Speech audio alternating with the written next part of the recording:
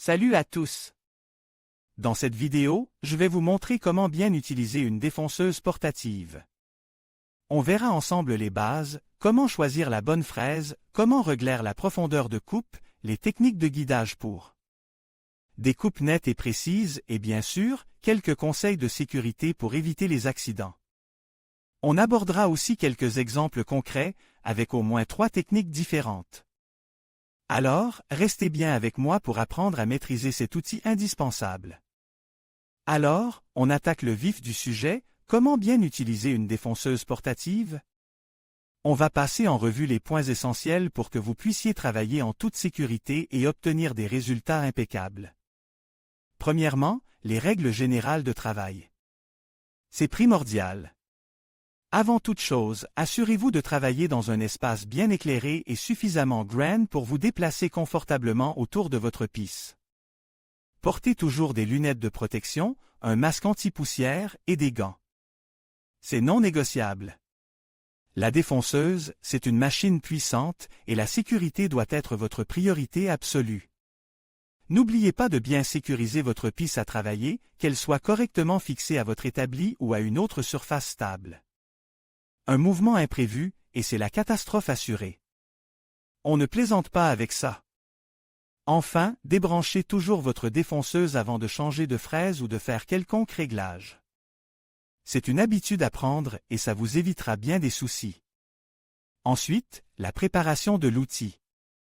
Avant de commencer, vérifiez l'état de votre défonceuse. Assurez-vous que le câble d'alimentation n'est pas en dommage et que toutes les pièces mobiles fonctionnent correctement. Nettoyez la base de la défonceuse pour enlever toute poussière ou debris qui pourrait interférer avec le travail. Un bon entretien de votre outil est essentiel pour sa longévité et pour la qualité de votre travail. Choisissez la fraise appropriée à votre projet. Il existe une multitude de fraises, chacune conçue pour une tâche spécifique. Assurez-vous de bien choisir celle qui correspond à votre besoin, que ce soit pour des serrures, des charnières, des bordures ou de la sculpture. N'hésitez pas à consulter le manuel d'utilisation de votre défonceuse et de vos fraises pour plus de précision. Le choix de la vitesse est crucial. La vitesse de rotation de la fraise influence directement la qualité de la finition et la durée de vie de votre outil. Une vitesse trop élevée peut entraîner des brûlures sur le bois et une usure prématurée de la fraise. Une vitesse trop basse, quant à elle, peut rendre le travail difficile et produire une finition irrégulière. Il faut trouver le bon équilibre et cela dépendra du type de bois, de la fraise utilisée et de l'opération effectuée. Expérimentez, observez le résultat et ajustez la vitesse en conséquence. La plupart des défonceuses permettent un réglage progressif de la vitesse, ce qui vous offre une grande flexibilité. Passons au réglage de la fraise. Avant de commencer à travailler, assurez-vous que la fraise est correctement fixée dans le mandrin de la défonceuse. Serrez-la fermement, mais sans forcer. Un serrage insuffisant pourrait entraîner un accident, tandis qu'un serrage excessif pourrait endommager la fraise. Vérifiez également l'alignement de la fraise par rapport à la base de la défonceuse. Un mauvais alignement peut causer des problèmes de finition et endommager votre pisse. Prenez votre temps pour bien faire ce réglage, c'est un point essentiel pour un travail précis. Le réglage de la profondeur d'usinage est tout aussi important. Il détermine la profondeur de coupe de la fraise. Pour les travaux délicats, comme la création de rainures fines, il est préférable de procéder par passes successives en augmentant progressivement la profondeur de coupe. Cela permet un meilleur contrôle et une finition plus précise. Pour des travaux plus importants, vous pouvez ajuster la profondeur d'usinage en fonction de vos besoins. N'oubliez pas de toujours commencer par une profondeur de coupe faible, surtout si vous n'êtes pas familier avec votre défonceuse. Enfin, le delignage. Le delignage est une étape cruciale pour obtenir une surface parfaitement lisse et propre après le passage de la défonceuse. Il consiste à enlever les petites imperfections et les irrégularités qui peuvent subsister après l'usinage. Vous pouvez utiliser du papier abrasif de grain fin pour un delignage manuel ou une ponceuse électrique pour un travail plus rapide. Le delignage est une étape qui demande de la patience et de la précision, mais elle est essentielle pour obtenir un résultat professionnel. N'hésitez pas à prendre votre temps pour bien faire les choses. Alors, on attaque directement le vif du sujet, la défonceuse. Cet outil incroyablement polyvalent permet de réaliser des merveilles, et je vais vous montrer comment l'utiliser correctement pour différents projets. Commençons par la découpe de trous. C'est une tâche basique, mais essentielle. Il faut choisir le bon forêt, bien sûr, en fonction du diamètre du trou que vous souhaitez réaliser.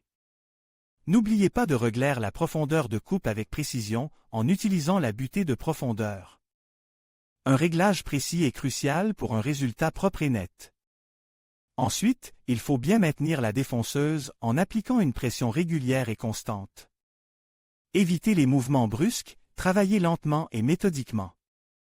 Pour les trous de grand diamètre, il est souvent préférable de faire plusieurs passes successives plutôt qu'une seule profonde. Cela évite les vibrations et les risques de dérapage. N'oubliez pas de toujours utiliser des lunettes de protection. Ensuite, on passe à l'insertion de serrures et de charnières. Ici, la précision est reine. Vous aurez besoin de gabarits pour vous assurer que vos trous sont parfaitement positionnés. Il existe des gabarits spécifiques pour chaque type de serrure et de charnière.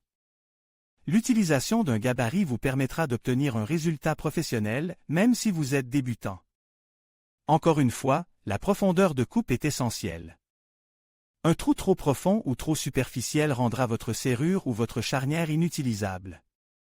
Prenez votre temps, vérifiez vos réglages plusieurs fois avant de commencer à travailler. Le choix de rainures et de quartier est une étape importante pour la réalisation de nombreux assemblages.